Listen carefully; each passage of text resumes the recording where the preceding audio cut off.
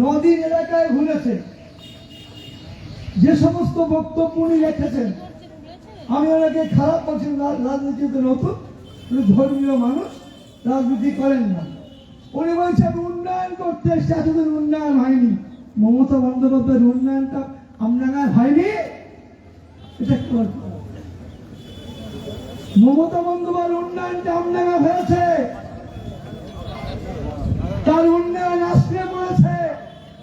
আর তৃণমূলের প্রার্থী জন্য আমি 15 বছর পর উন্নয়ন করতে এসেছি, এটা কিন্তু ঠিক না, এটা কিন্তু ঠিক না।